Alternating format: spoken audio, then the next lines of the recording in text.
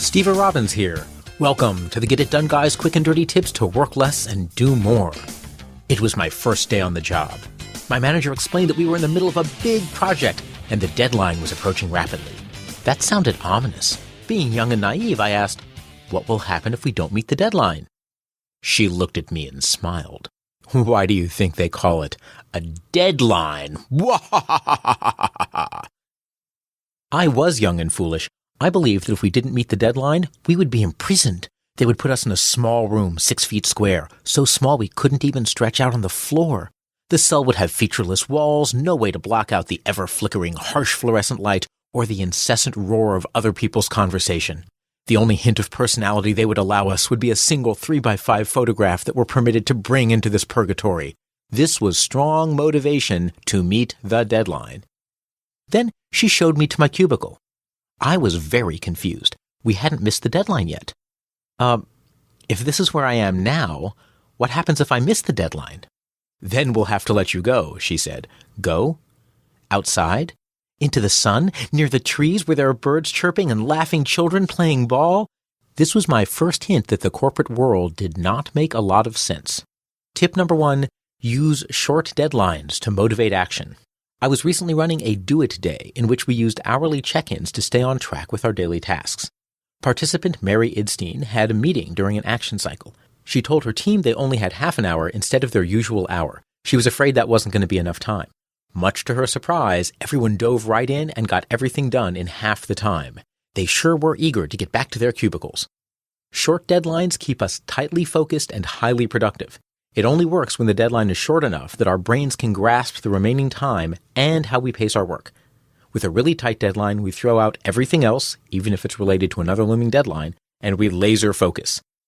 Tip number 2, schedule meetings back to back.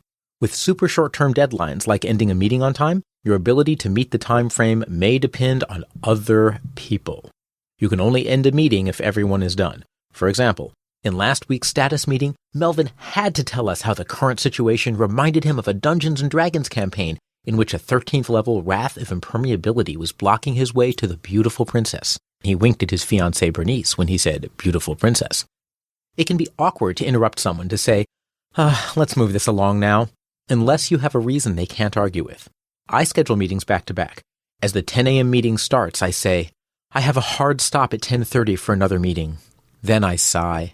Everyone nods in sympathy. They know how painful meetings are. Of course, they never once consider that they are the ones making my meetings so painful. I, however, am enlightened enough to realize that I might be doing something to make their meeting experience horrible. But probably not. But if so, that gives them even more motivation to hold to my 10:30 time limit. See, in my world, everything works out for the best. My best. Tip number 3, use semi-short deadlines in projects. Deadlines work even if they're not as tight as an hour from now. When you have a long-term project, set milestones every 2 to 3 days. That's like a deadline but smaller. This gives you a deadline to work towards that's close enough to be motivating, yet far enough away to get some real work done. In any ongoing project, I try to have at least 1, preferably 2, milestones each week. And here's why. If you miss a milestone by 1 day, how long does it take you to catch up? You're 1 day behind. Simple math tells us that if you work 25% overtime, it will take you 4 days to catch up. Doable. Unpleasant, but doable. Kind of like my first kiss in high school. But if you fall a week behind, it will take you an entire month of 25% overtime to catch up. That is simply impossible. With frequent milestones, you know sooner when you've slipped, and you can take corrective action immediately. Tip number 4, use a hard stop deadline at the end of your day. Some of us are self-employed or students or just compulsive overworkers. We do things like listen to personal productivity podcasts for fun. For us, it may take conscious effort to work less. Work less by setting a firm deadline for yourself. Decide you'll leave the office at 5:30 p.m.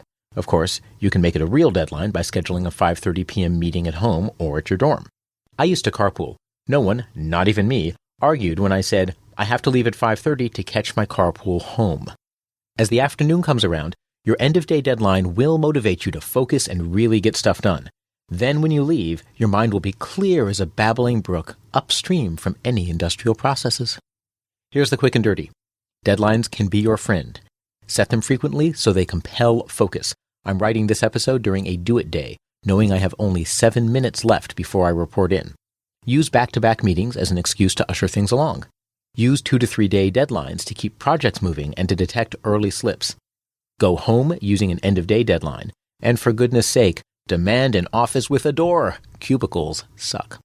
This is Steve Robbins. Check out this episode's transcript for a link to learn about Do-It Days at getitdone.quickanddirtytips.com. I mentor successful people in building exceptional lives by helping them identify and change the life commitments they've made that are holding them back.